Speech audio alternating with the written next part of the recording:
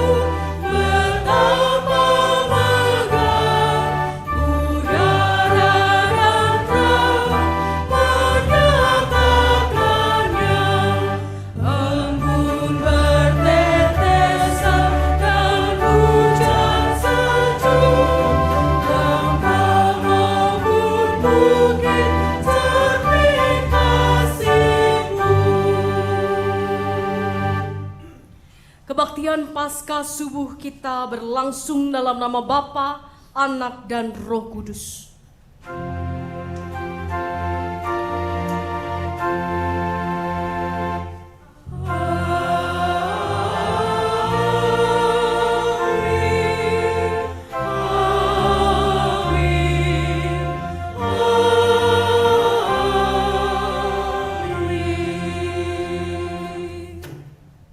Kasih karunia dan damai sejahtera dari Allah Bapa kita dan dari Tuhan Yesus Kristus menyertai saudara sekalian.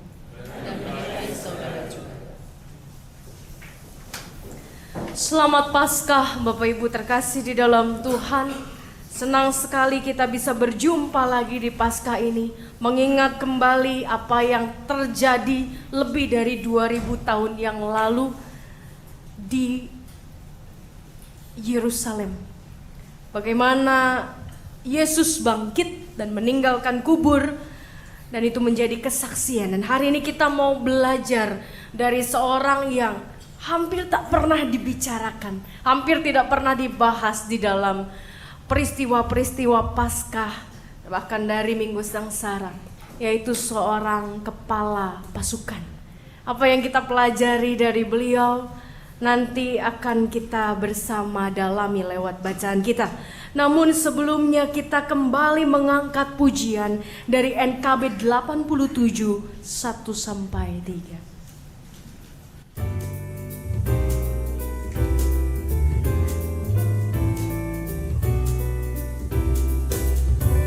Junjungan yang kupilih, Yesus ku penebus, yang bangkit dari mati, berkuasa seterus. Kendati banyak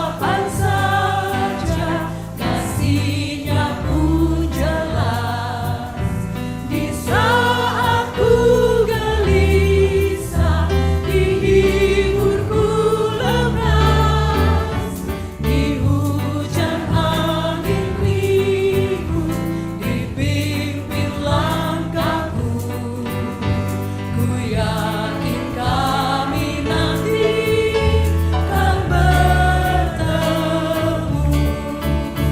Benar-benarlah hidup Yesusku bersamaku di jalanku, suaranya ku dengar.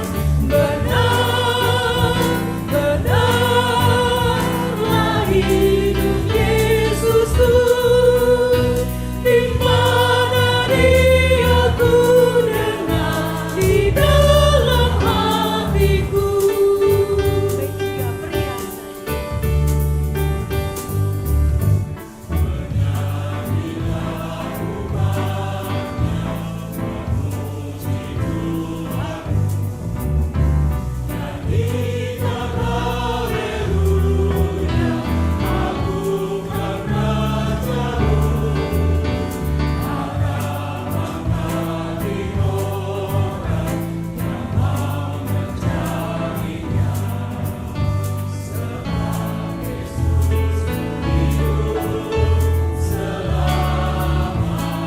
Bersama-sama.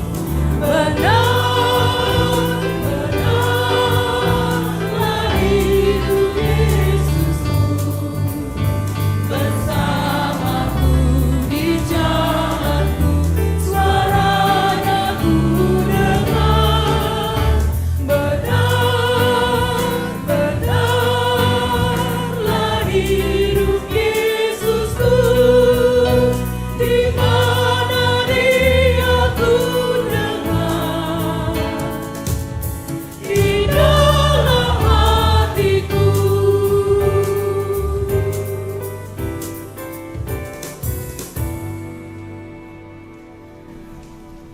Mari Bapak Ibu sekalian, kita tunduk bersama, kita masuk di dalam pengakuan dosa kita.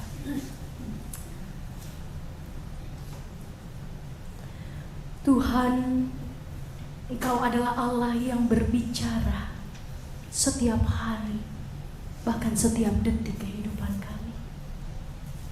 Engkau Allah yang selalu memperingatkan kami ketika kami jatuh, berbuat yang keliru.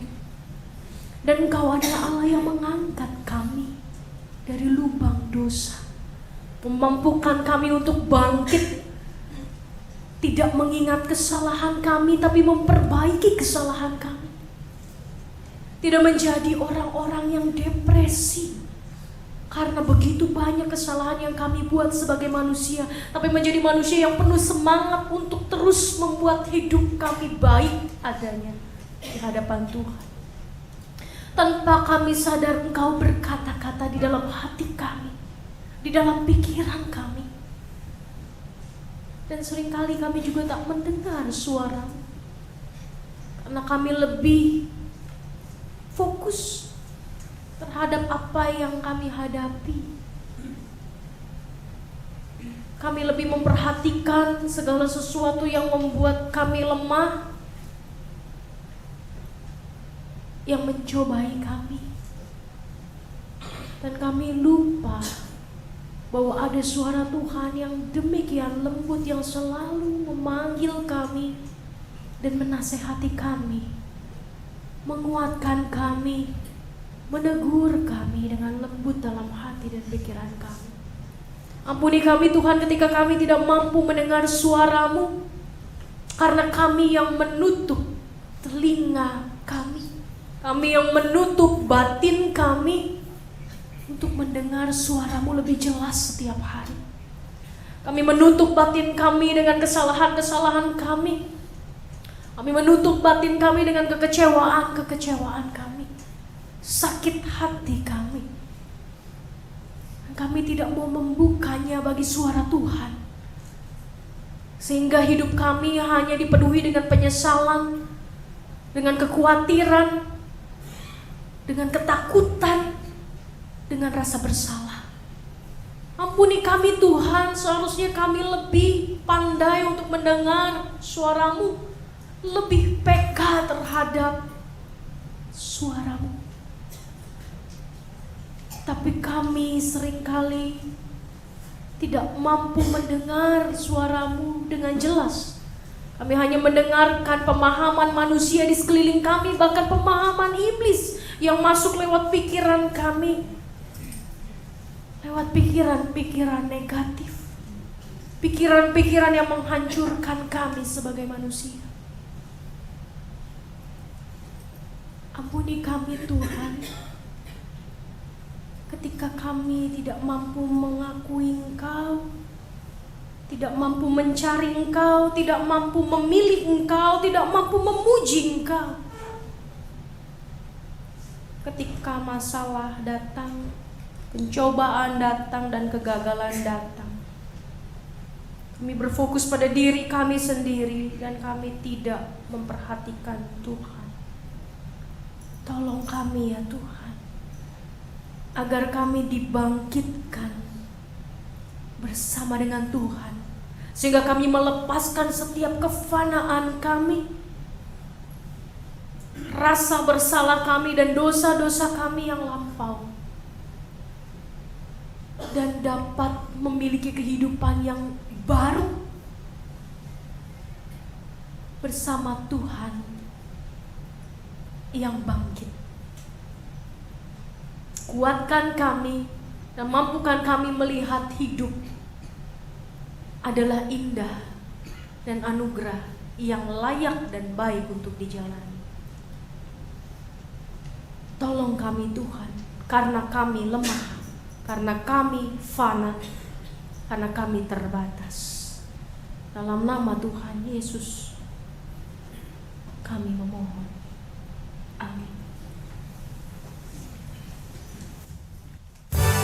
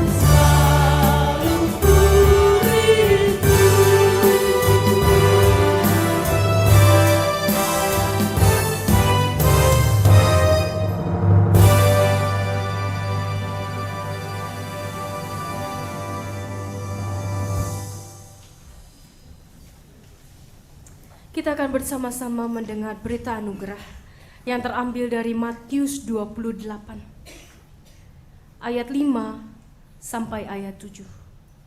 Akan tetapi malaikat itu berkata pada perempuan-perempuan itu, "Janganlah kamu takut, sebab aku tahu kamu mencari Yesus yang disalibkan itu.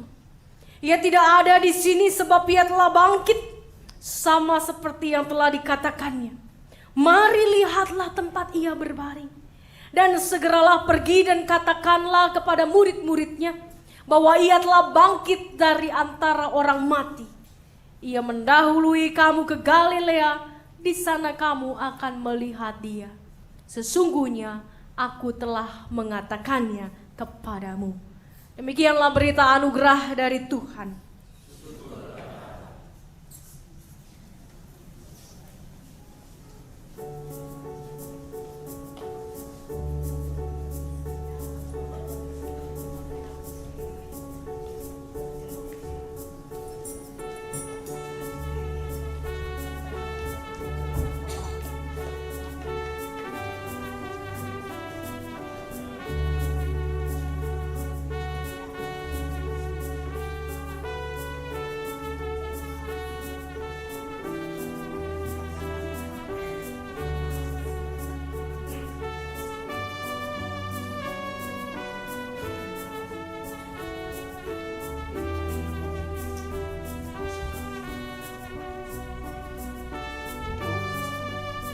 Segala dunia dan langit penuh.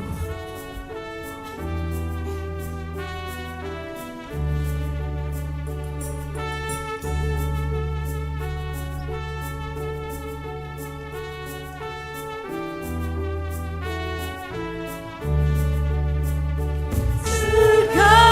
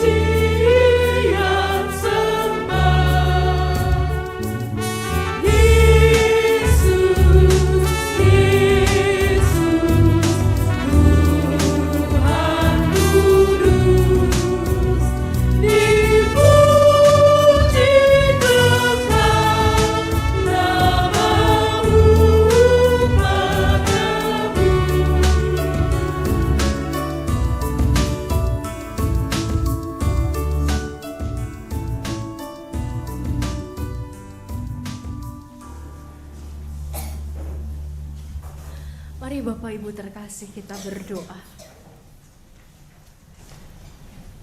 Tuhan, sungguh Engkau adalah Allah yang layak mendapat puji dan sembah, karena nama-Mu, diri-Mu, karya-Mu sungguh kudus dan besar.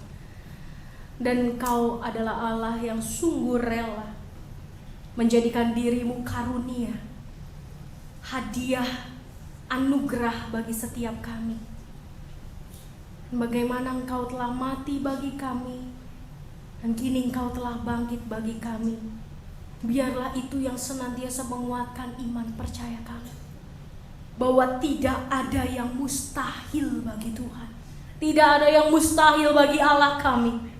Karena orang-orang yang telah mati sekalipun dapat Tuhan bangkitkan. Maka apapun persoalan hidup kami, biarlah kami dapat dengan lantang mengatakan bahwa kami mampu menaklukkannya di dalam nama Kristus, Allah yang telah bangkit, Allah yang begitu mengasihi kami. Dan bila di pagi hari ini kami mau belajar lagi dari firman Tuhan, tolonglah kami untuk dapat mengerti apa yang akan kami baca dan renungkan. Dan biarlah kami juga dengan penuh keyakinan, dengan penuh sukacita dan semangat, kami meneladani apa yang akan kami pelajari bersama ini. Demi Tuhan Yesus Kristus, tolonglah kami. Berikan kepada kami Roh Kudus-Mu, karena hanya Roh Kudus-Mu lah yang mampu memberikan kami pengertian. Hanya Roh Kudus pula yang memampukan kami melakukan. Demi Kristus kami berdoa. Amin. Mari Bapak Ibu sekalian, kita membuka bacaan firman Tuhan kita pada hari ini, terambil dari Lukas 23 ayat 44 sampai 49. Lukas 23 ayat 44 sampai 49. Saya akan membacakan buat kita semua. Ketika itu hari sudah kira-kira jam 12, lalu kegelapan meliputi seluruh daerah itu sampai jam 3. Sebab matahari tidak bersinar dan tabir bait suci terbelah dua. Lalu Yesus berseru dengan suara nyaring, "Ya Bapa, ke dalam tangan-Mu kuserahkan nyawaku." Dan sesudah berkata demikian, Ia menyerahkan nyawanya.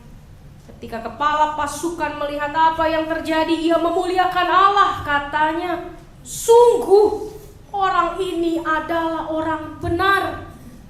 Dan sesudah seluruh orang banyak yang datang berkerumun di situ untuk tontonan itu melihat apa yang terjadi, pulanglah mereka sambil memukul-mukul diri.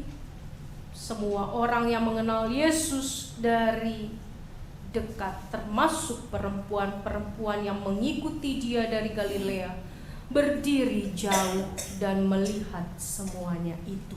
Sedemikian jauh pembacaan firman Tuhan. Berbahagialah setiap kita yang melakukan dan merenungkannya setiap hari. Haleluya.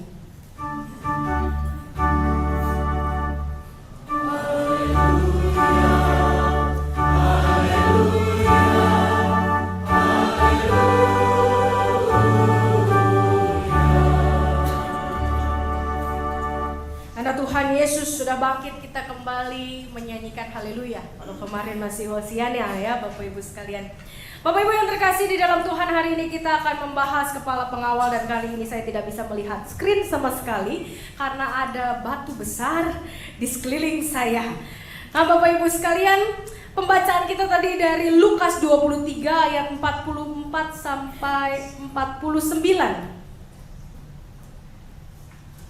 Ketika kita berpikir soal kepala pengawal, siapa kepala pengawal ini Bapak Ibu sekalian? Jadi kalau kita hampir tidak pernah membahas soal kepala pengawal. Dan pada Paskah subuh ini, kalau tahun lalu Paskah subuh kita bicara soal Barabas, Paskah subuh kali ini kita bicara soal kepala pengawal yang mungkin disebut hanya satu kali. Walaupun di tulisan Lukas, di Kisah Para Rasul itu banyak bicara soal kepala pengawal begitu.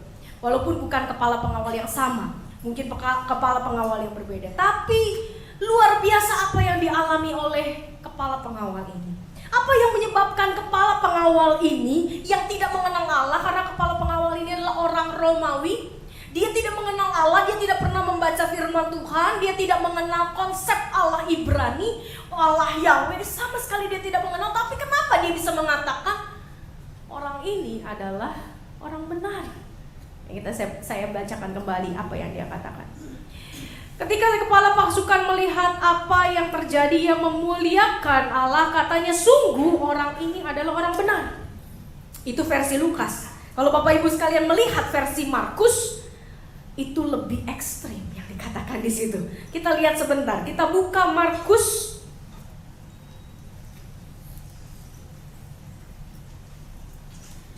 Kita buka Markus 15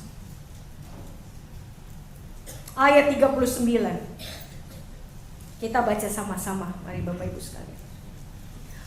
Waktu kepala pasukan yang berdiri berhadapan dengan dia melihat matinya demikian, berkatalah ia, sungguh orang ini adalah anak Allah.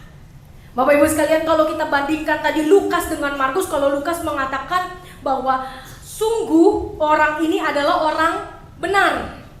Orang benar tuh kan banyak ya Bapak Ibu sekalian, tapi yang namanya anak Allah yang sungguh dia bisa mengatakan anak Allah tuh lain dari orang benar begitu ya. Itu berbeda dari sekedar orang benar.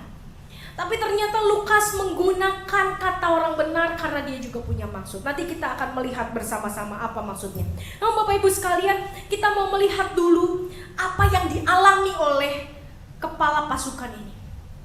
Apa yang dialami oleh kepala prajurit ini, sehingga dia kemudian akhirnya mengakui bahwa Yesus adalah orang benar, ataupun dia mengakui Yesus adalah anak Allah.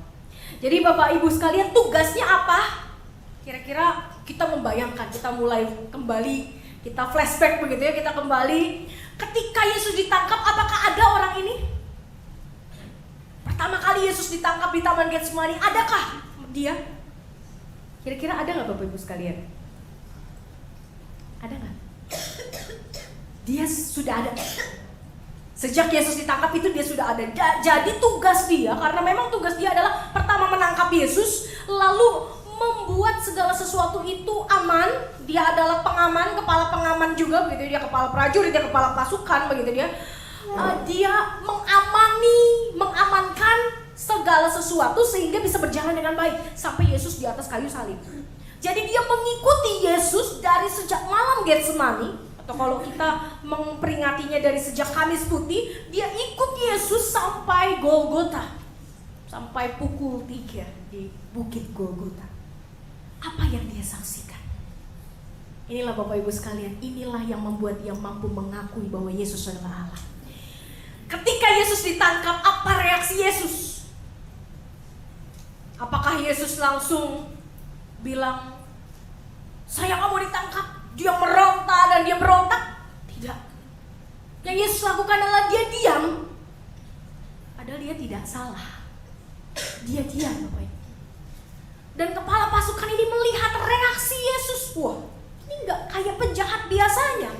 Kalau penjahat biasanya kan begitu ketahuan, begitu ada rombongan prajurit, begitu ya ada pasukan ngedeket, dia udah langsung kabur. Harus kejar-kejaran dulu.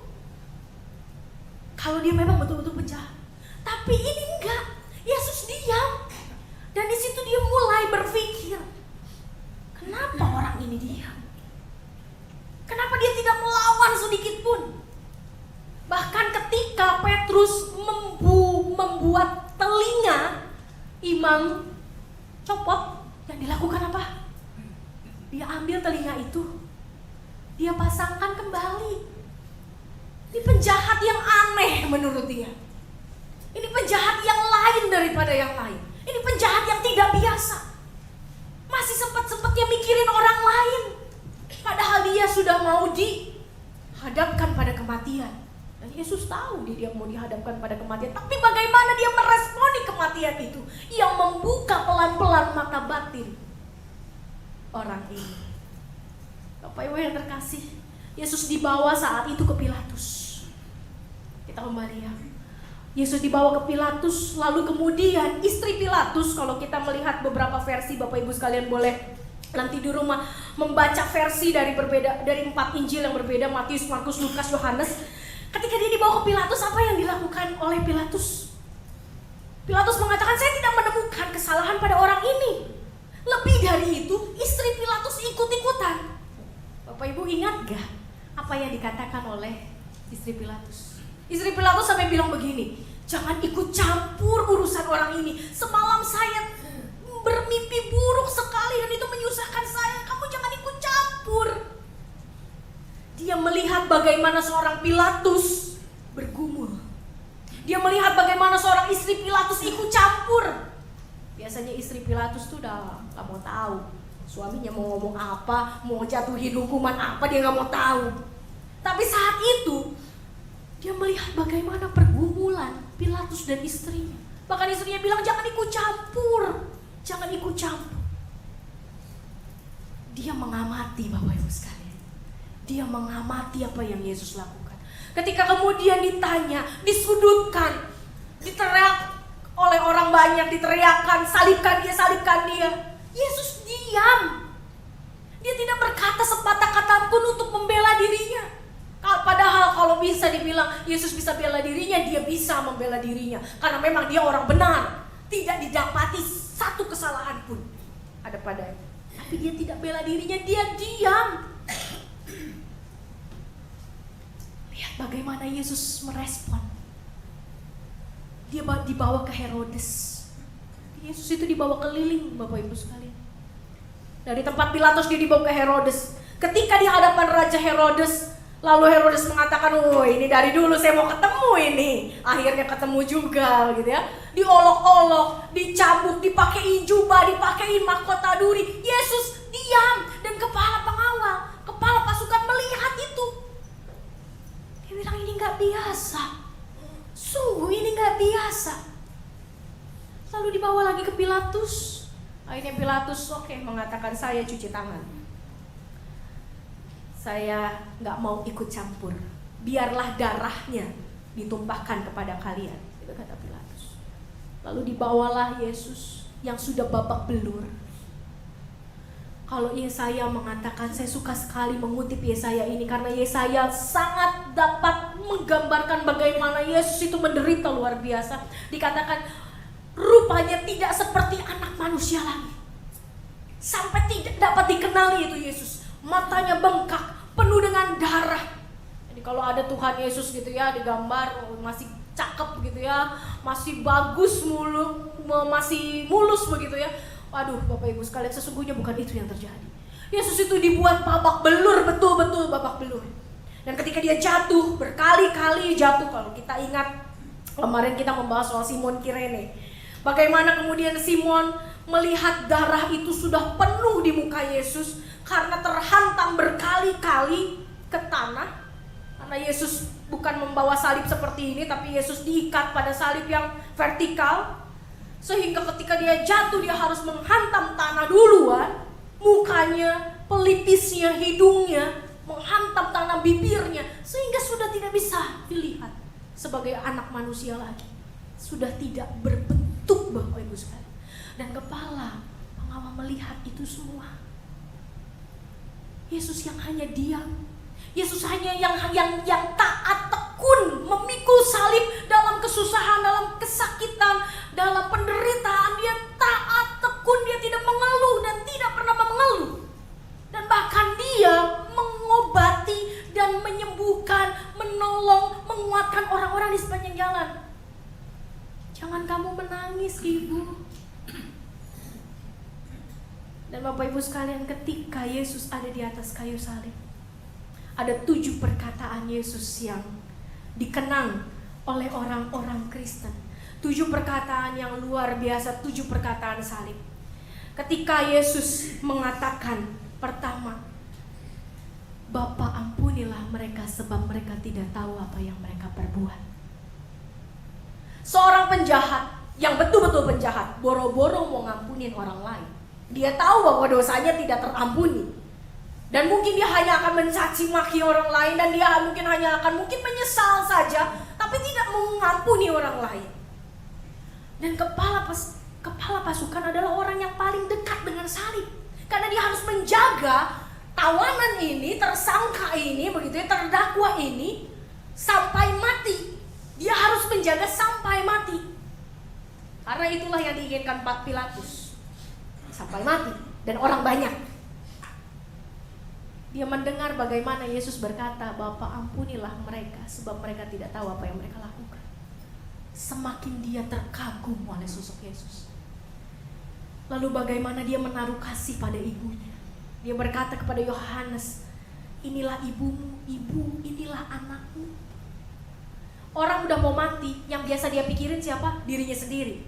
Terlihat. Apalagi matinya cara begitu ya. "Aduh, saya sakit, semua orang benci saya, semua orang gak care sama saya, semua orang gak suka sama saya, udah emang saya layak mati, udah deh saya mati aja." Pasti orang itu udah mau mati, apalagi mati hukuman seperti itu mungkin. Tapi Bapak Ibu sekalian, yang dilakukan oleh Yesus adalah ketika dia dalam keadaan yang hancur, babak belur, dia masih mikirin ibunya. Dia masih mikirin Maria. "Inilah ibumu, ibu inilah anakmu." Bagaimana kemudian dia mengingat dan memohon kepada Allah ketika dia berteriak, "Eloi, Eloi, lama sabachthani." "Allahku, Allahku, mengapa engkau meninggalkan aku?" Dalam kesakitannya itu dia mengingat Allah. Walaupun mungkin isinya adalah keluhan. "Kenapa engkau meninggalkan aku?"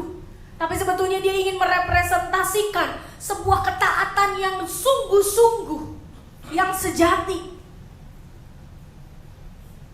Bagaimana, "Tuhan, aku ini taat tapi kok rasanya sakit, tidak menyenangkan. Rasanya seperti ditinggalkan," karena memang dia ditinggalkan di atas salib itu sendirian. Pengikutnya tidak ada. Murid terkasihnya Petrus tidak ada. Yang ada juga hanya perempuan-perempuan. Dan itu juga melihat dari jauh. Kalau tadi versi Lukas. Lalu dia mengatakan juga, "Aku haus." Menunjukkan bahwa ada sisi kemanusiaan dia. Dia memang Allah, tapi dia juga adalah manusia yang terbatas. Manusia yang betul-betul membutuhkan minum, makan. Sama seperti manusia lain. Dia memang seorang manusia, bukan anak dewa. Dia memang manusia, bukan sekedar anak Allah. Lalu kemudian ketika dia mengatakan sudah selesai, dia menyerahkan nyawa ke tangan Bapaknya dan mati. Bapak Ibu yang terkasih, hukuman salib itu dirancang secara khusus oleh pemerintah Romawi, oleh budaya di sana untuk menyiksa orang. Dan orang itu biasanya mati berhari-hari di atas salib. Berhari-hari Bapak Ibu sekalian. Tapi Yesus saat itu mati. Ketika dia bilang sudah selesai, "Kepadamu telah kuserahkan nyawaku," dia mati. Kalau orang-orang disalib pada saat itu dihancurkan kakinya, tempurungnya itu dihancurkan, dipukul, sampai akhirnya dia hanya bergantung pada kedua tangannya, dan itu kematian yang sangat menyiksa Bapak Ibu sekalian. Lebih baik langsung ditembak, lebih baik langsung dipenggal daripada harus disalib. Itu kematian yang paling menyiksa. Dan hampir tidak ada orang yang begitu disalib langsung mati, karena matinya pasti perlahan-lahan, pelan-pelan. Nggak ada tuh yang langsung mati begitu kayak Yesus. Tapi ketika Yesus mengatakan, "Tuhan, Bapa, kepadamu lah kuserahkan nyawaku," sudah selesai, dan akhirnya dia mati. Dan kepala pasukan ini betul-betul takjub. Kok bisa matinya seperti itu? Ini mati yang sangat tidak wajar. Karena sebelumnya Yesus berteriak, "Eloi, Eloi, lama sabachthani," dengan begitu nyaring. Artinya dalam keadaan itu Yesus masih kuat, masih sehat. Bukan berarti babak belur begitu dia sudah mau mati. Enggak, Yesus masih kuat berteriak, "Eloi, Eloi, lama sabachthani," dan itu didengar, bergaung di seluruh tanah Golgota. Tapi setelah itu dia mati. Ini mati yang gak wajar. Tapi di situ dia melihat bagaimana Yesus sungguh anak Allah. Lebih dari itu Bapak Ibu sekalian, kalau dikatakan tadi pada ayat 44, ketika itu hari sudah kira-kira jam 12, lalu kegelapan meliputi seluruh daerah itu selama sampai jam 3. Dia melihat bagaimana perubahan alam. Dia melihat bagaimana langit tiba-tiba gelap. Dia melihat itu semua. Ini kenapa nggak biasa? Bukan gerhana matahari Bapak Ibu sekalian. Kenapa? Karena Paskah, kalau Bapak Ibu sekalian memperhatikan, Paskah kita ini kan sekitar Maret dan April ya. Naik turun ya. Kadang-kadang di Maret, kadang-kadang di April, kadang begitu. Kenapa? Karena Paskah ini mengikuti tanggalan matahari dan bulan. Dan Paskah itu selalu dirayakan pada saat bulan itu penuh. Jadi nggak ada gerhana matahari, Bapak Ibu sekalian. Karena kalau bulan itu penuh, maka posisinya itu jauh dari matahari. Karena bulan juga merefleksikan matahari, bukan yang di depan. Pada saat itu bukan gerhana matahari. Jadi dia mengamati bagaimana alam pun berduka cita. Bagaimana alam pun menangis seakan-akan. Bagaimana alam pun rasanya ingin mati, ingin hancur, gelap. Dan ketika Yesus mati, berangsur-angsur, mungkin kelihatan lagi matahari. Kalau Bapak Ibu sekalian melihat Matius, ada kisah yang lebih ekstrim di sana. Golgota itu ada di atas bukit, di bawahnya itu banyak kuburan-kuburan. Jadi kalau orang sudah mati di atas bukit, dia dimasukkan ke kuburan. Tapi biasanya kalau para penjahat itu tidak lagi dikubur. Kenapa? Karena badannya itu dibiarkan di atas salib dan dimakan oleh oleh burung bangkai atau oleh anjing, sehingga dia dibiarkan saja sampai akhirnya kerangkanya pada jatuh di bawah salib. Itu yang terjadi pada saat itu. Tapi ketika Matius memberikan kesaksian bahwa kuburan terbuka, bayangkan Bapak Ibu sekalian, gempa bumi, ketika Yesus mati ada gempa bumi yang begitu besar, lalu kuburan-kuburan terbuka dan orang-orang keluar dari kuburan. Orang-orang yang telah mati keluar dari kuburan. Orang-orang kudus yang telah mati keluar dari kuburan.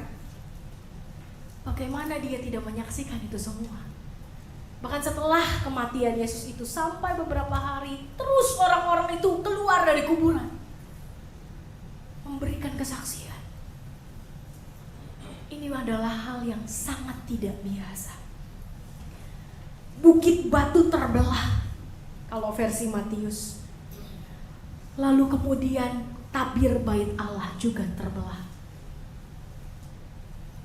Bapak Ibu yang terkasih, kepala pasukan tidak pernah mengenal firman Tuhan. Dia tidak mengerti konsep Mesias yang sedang ditunggu oleh bangsa Israel.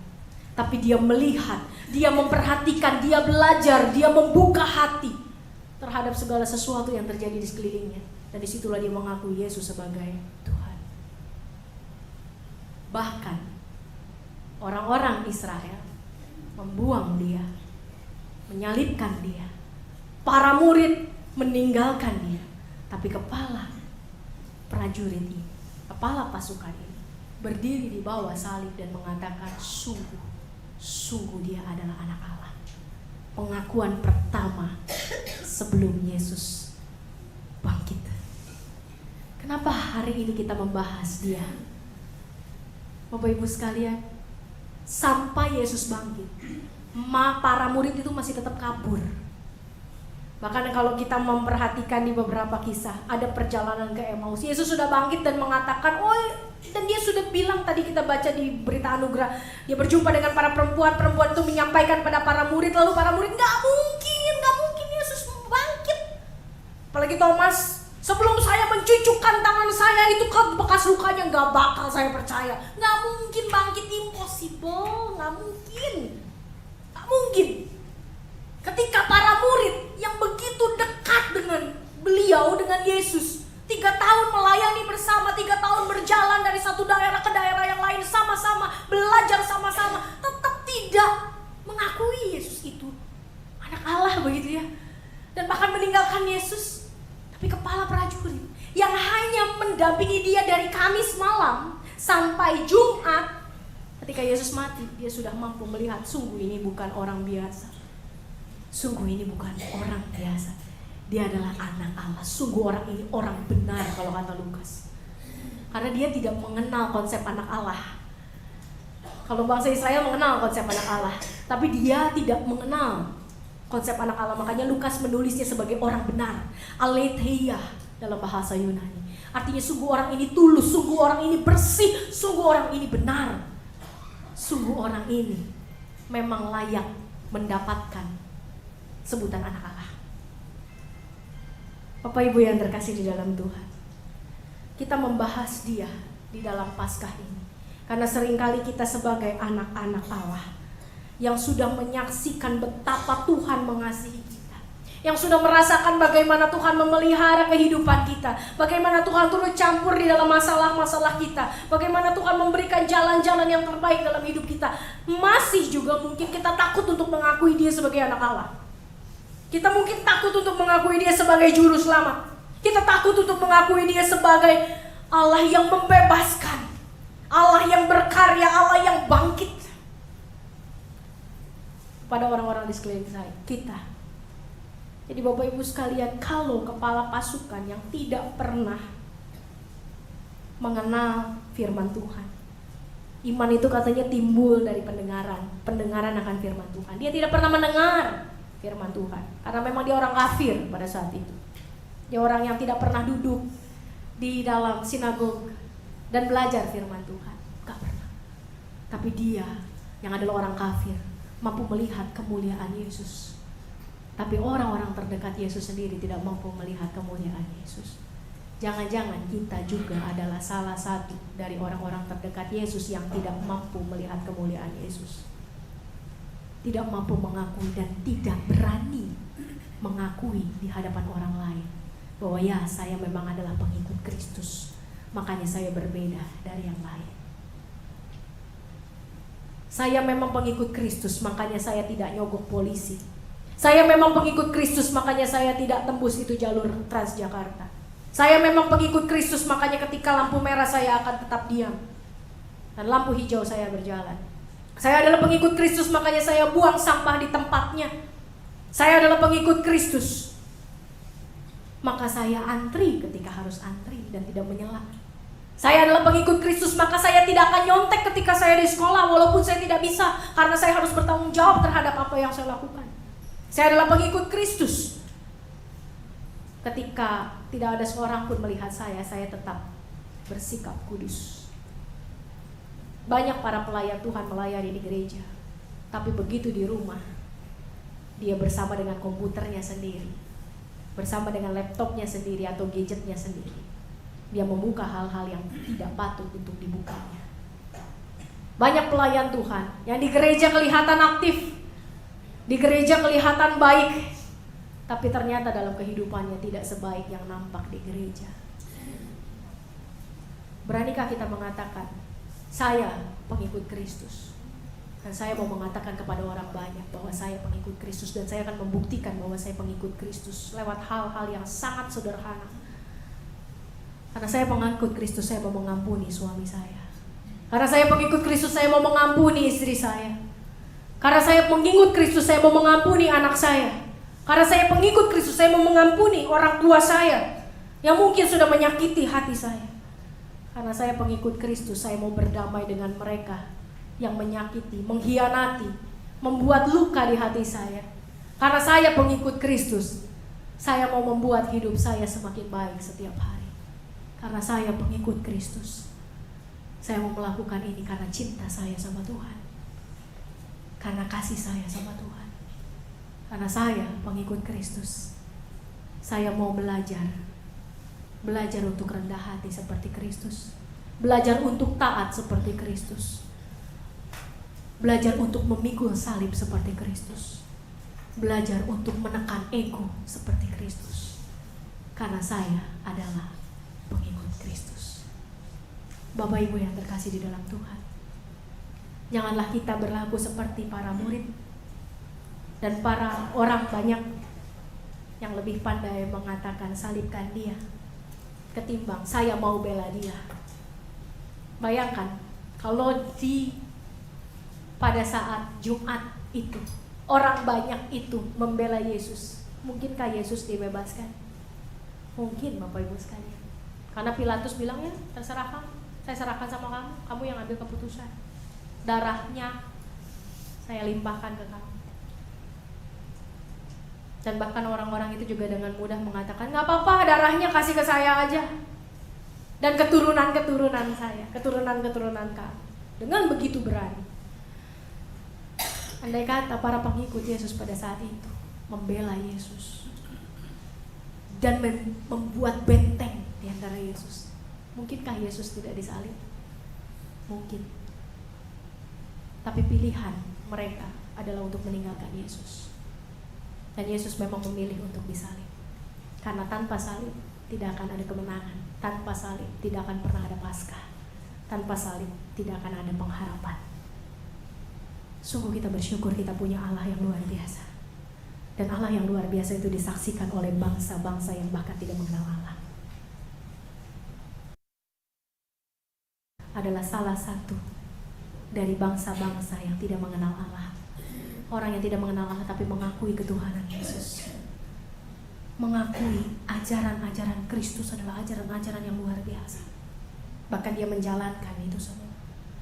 Apakah kita, anak-anak Allah, yang berani menyebut bahwa saya sudah ditebus, saya sudah dibenarkan, memperjuangkan apa yang Kristus katakan, memperjuangkan apa yang Yesus inginkan untuk kita lakukan, terus berjuang, walau nggak bisa, walau susah, terus berjuang. Saya mau melakukannya karena saya mencintai Kristus, saya mau melakukannya karena saya mengasihi Dia, karena Dia sudah mati buat saya, karena Dia sudah menderita buat saya, dan terus melakukannya sampai suatu saat kita sempurna seperti Kristus.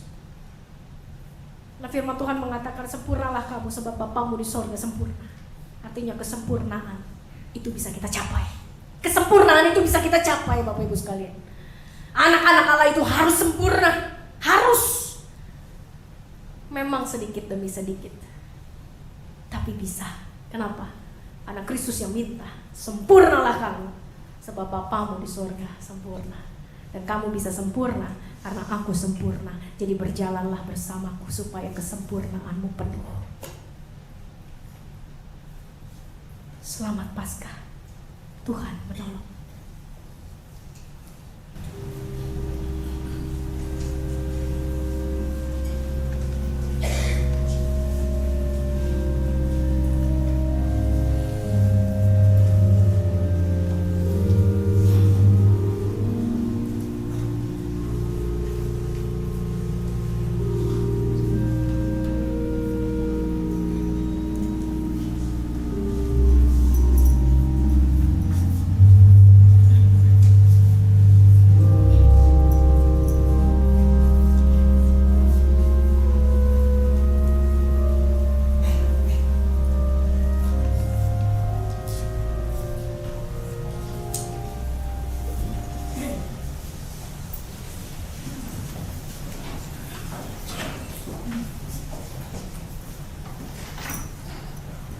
Marilah kita bersama dengan umat Allah di masa lalu, masa kini, dan juga masa depan, mengingat pengakuan pada baptisan kita menurut pengakuan iman Rasul. Aku percaya kepada Allah, Bapa yang Maha Kuasa, Khalik langit dan bumi, dan kepada Yesus Kristus, Anak yang tunggal Tuhan kita, yang dikandung dari Roh Kudus, lahir dari darah yang dirasa secara di bawah pemerintahan Pontius Pilatus, disalibkan, mati dan dikuburkan, turun dalam kerajaan maut, pada hari yang ketiga bangkit pula dari antara mati, naik ke surga, duduk di sebelah kanan Allah, Bapa yang Maha Kuasa, dan jasanya yang akan datang untuk menghakimi orang yang hidup dan yang mati. Aku percaya kepada Roh Kudus, gereja yang kudus dan am, persekutuan orang kudus, pengampunan dosa, kebangkitan orang mati dan hidup yang kekal. Silakan.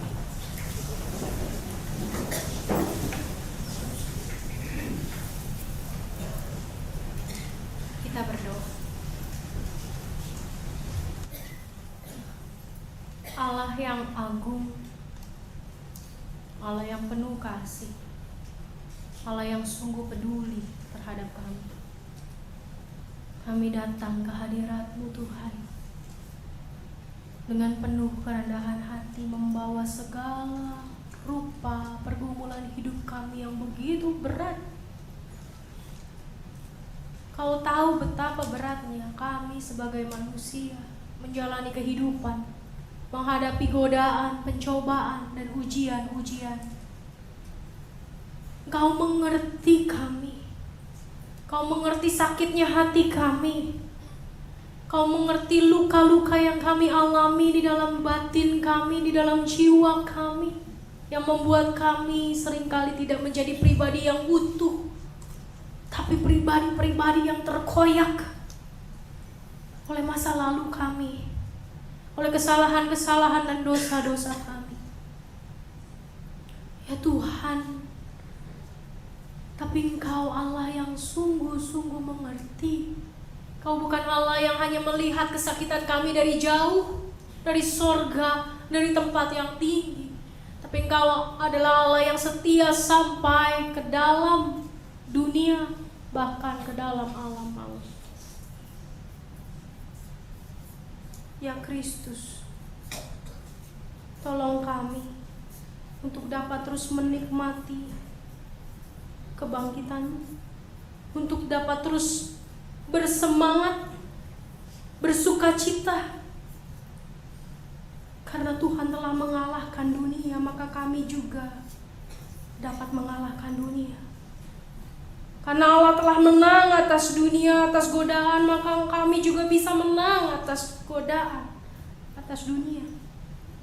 Ajar kami untuk dapat mewartakan kasih Tuhan setiap hari lewat kehidupan kami.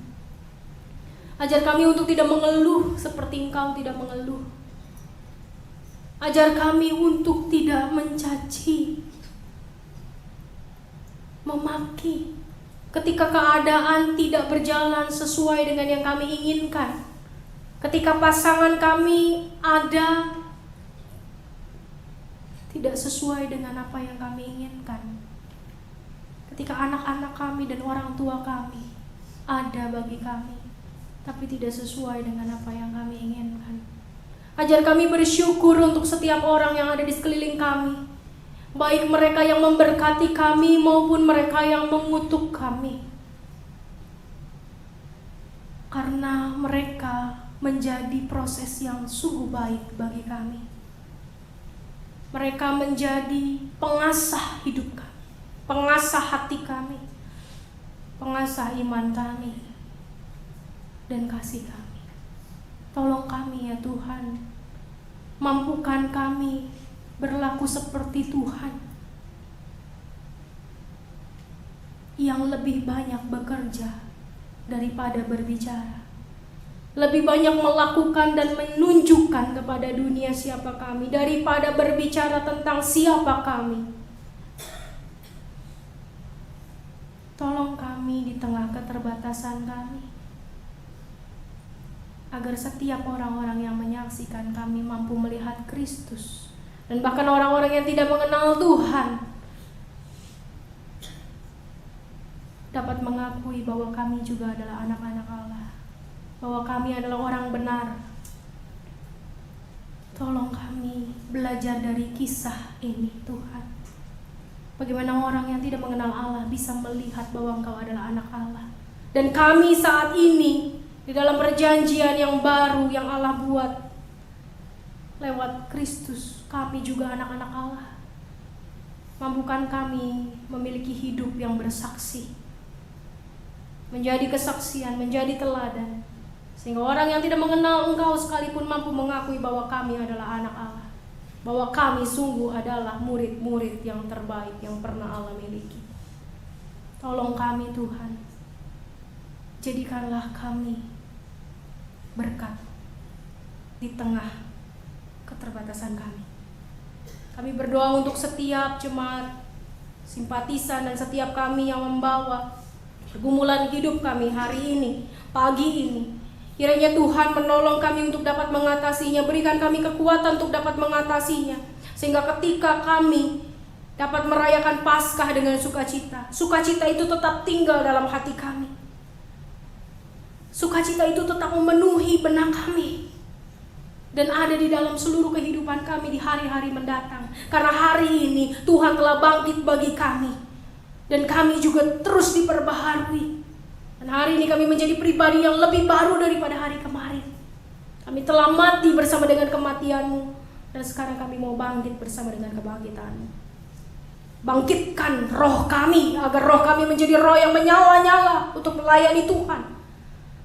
Roh yang pantang menyerah, roh yang setia, roh yang taat.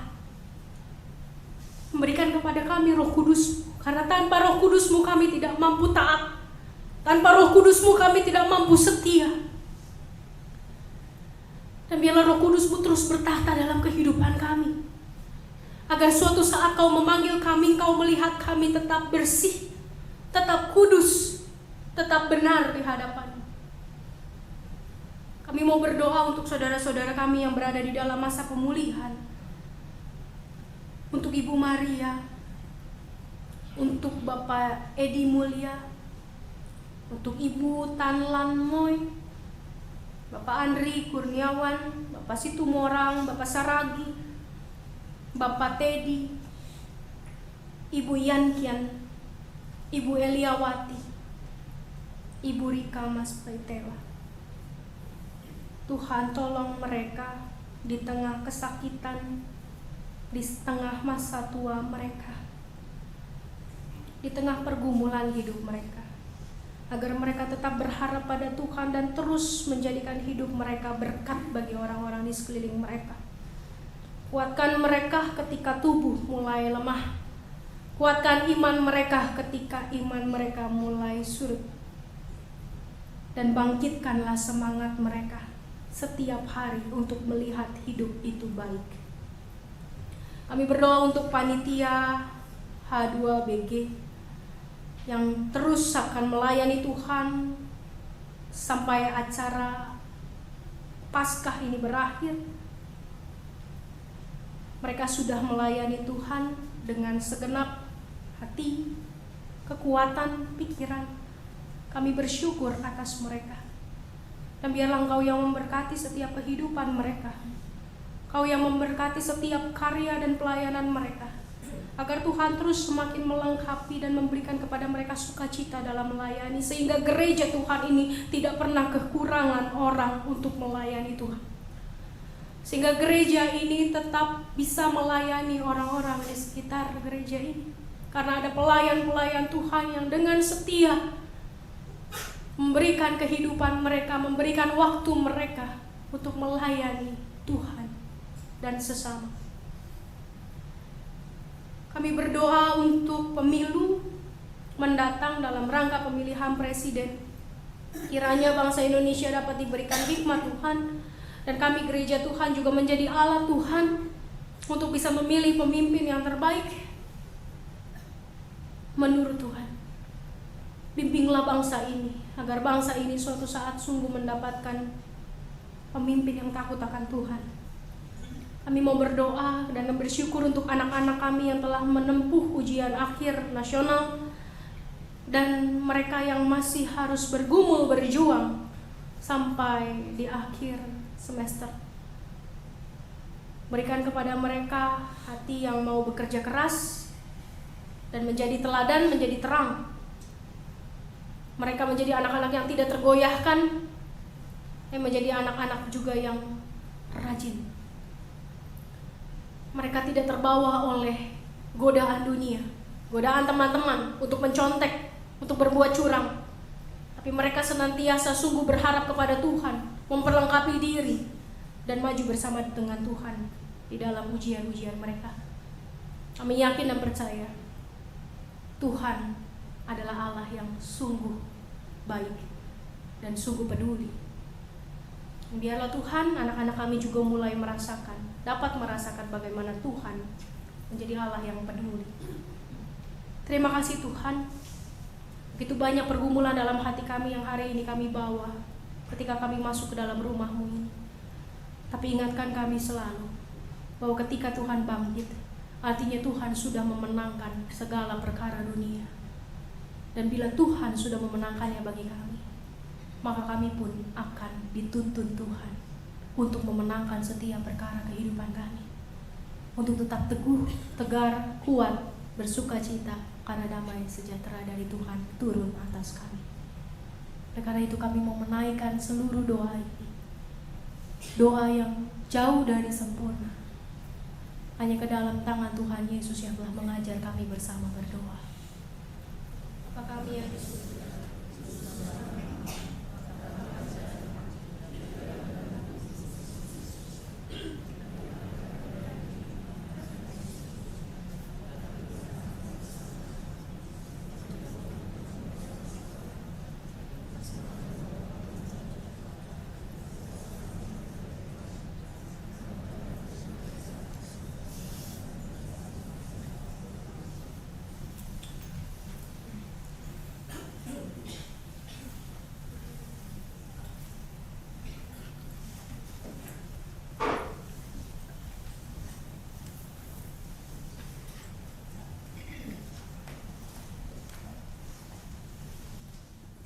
Umat yang dikasihi Tuhan Yesus Kristus, sesaat lagi kita diberi kesempatan untuk menghantar persembahan kita di depan Tuhan.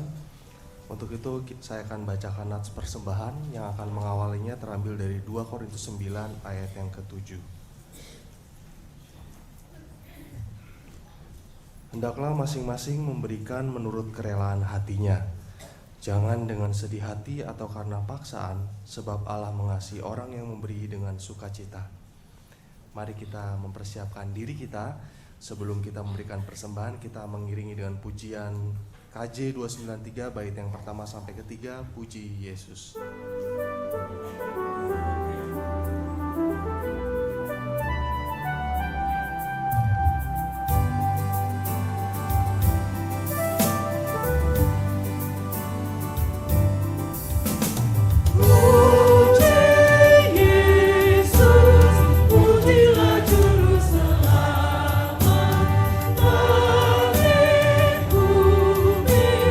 Makhlukkan kasih-Nya.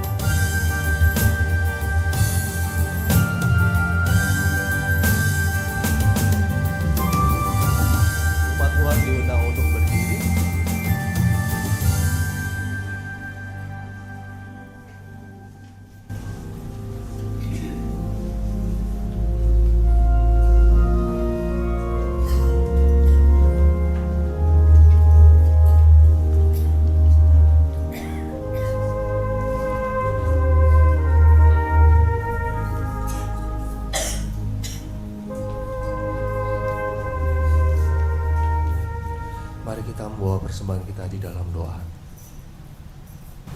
Bapa kami dalam surga, kami mengucap syukur Tuhan kalau pada pagi hari ini kami masih diberi kesempatan untuk bisa menikmati ibadah kami pasca subuh di tempat ini Bapa.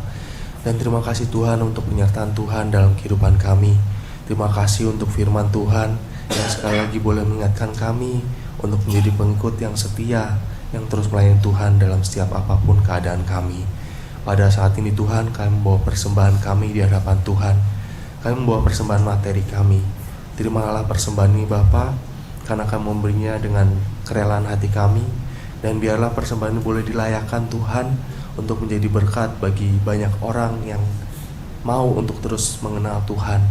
Tuhan berkati orang-orang yang Tuhan percayakan untuk mengelolanya, sehingga persembahan ini benar-benar boleh mendatangkan kemuliaan untuk nama Tuhan. Kami juga membawa Tuhan hidup kami ke dalam tangan pengasihan Tuhan. Terima dan kuduskan Bapa, karena kamu memberi yang terbaik untuk Tuhan, karena Tuhan yang sudah memberi yang terbaik untuk kami.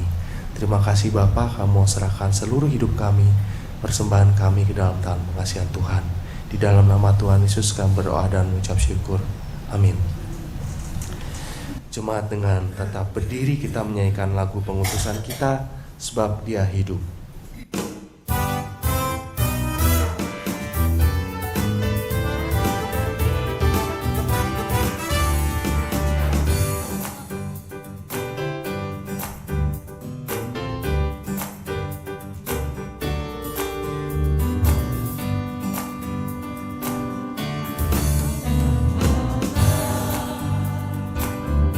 Yesus namanya,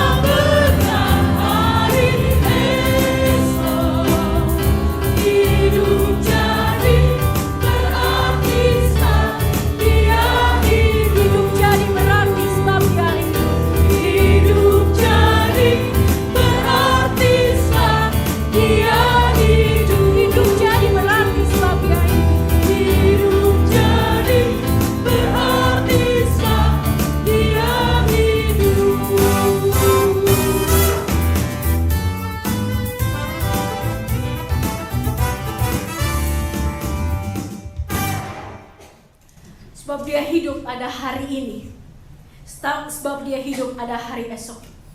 Sebab dia hidup ada masa depan yang penuh dengan pengharapan. Karena ku tahu dia pegang hari esok, dan hidup jadi berarti sebab dia hidup. Jalanilah hidup yang Bapak, Ibu, Saudara sekalian jalani. Jadilah hidup sebagai seorang anak. Jadilah hidup sebagai seorang suami, sebagai seorang istri, sebagai orang tua. Jadikanlah hidup Anda, saudara, saya berarti karena kehidupan Kristus, karena kebangkitan Kristus. Dan jadilah pelopor-pelopor iman setiap hari. Tuhan Yesus menolong. Arahkanlah hatimu kepada Tuhan. Jadilah saksi Kristus. Terpujilah Tuhan. Marilah kita pergi dengan sejahtera dan menerima berkat Tuhan. Tuhan memberkati engkau dan melindungi engkau. Tuhan menyinari engkau dengan wajah-Nya dan memberi engkau kasih karunia. Tuhan menghadapkan wajah-Nya kepadamu dan memberi engkau damai sejahtera. Amin.